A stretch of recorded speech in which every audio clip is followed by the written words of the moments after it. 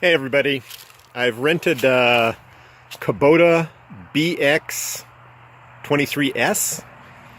It's got a front loader, as you can see. There's the model. It's diesel and it's got a little backhoe on it. I've rented it because I need to do a little bit more, shall we say, landscaping around the site to be able to better move around through the rest of the fall, the autumn, but also through the winter.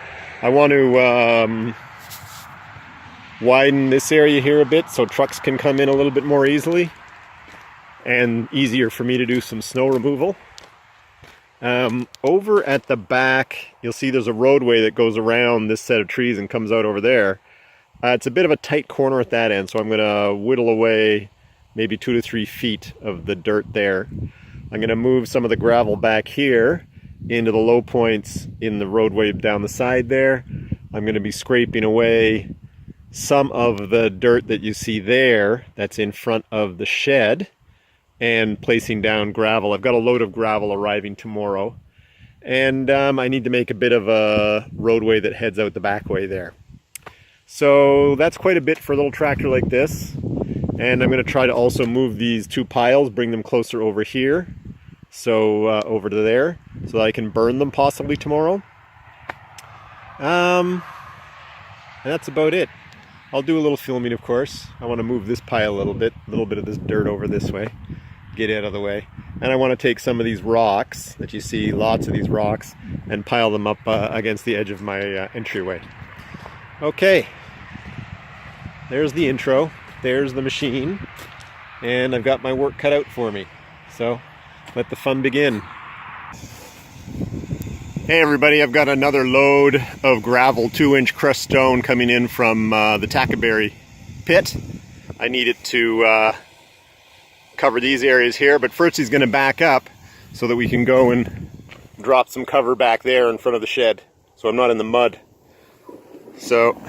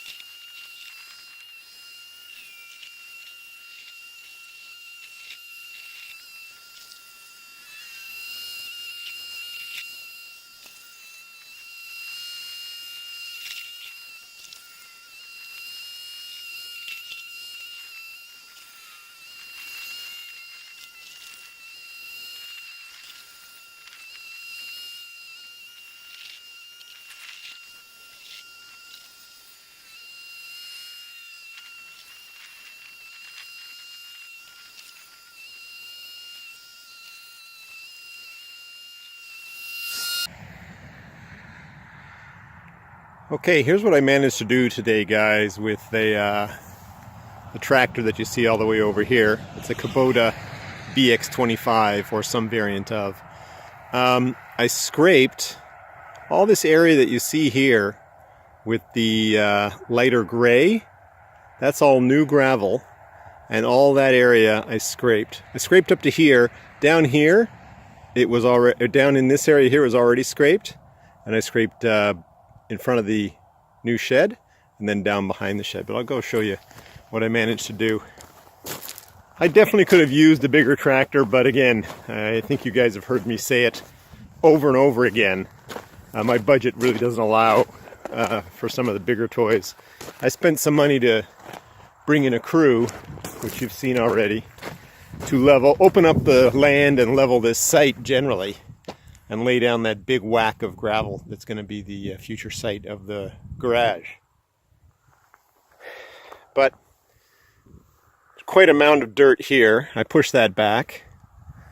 I extended this area over here, creating a space for a vehicle to park. You see that the gravel is not quite level. I've got to go back and use my old tractor, my 9N over there behind under the blue tarp, with my blade to square it all away. But there it is. There's the Kubota, rented for the day, and well worth it. I've got a little bit of tractor experience, and this is a very easy machine to use. Takes a little bit of getting used to in terms of the controls for the backhoe, but you know, you fidget with it and you play with it long enough and you can achieve what you'd like to achieve.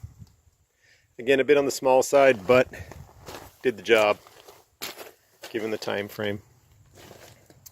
So a little area to park things behind the shed out of sight, and then did quite a bit up around what will be behind the garage in the future. This is where I clean the tractor, that's why it's wet. Laid some gravel in this depression. So I've probably taken away that space there. It's anywhere from 3 to 4 feet all the way around the corner here. I was having a hard time. It's a bit of a tight turn, and I was having a hard time getting my truck around there with my trailer. With this extra space, it'll be a breeze.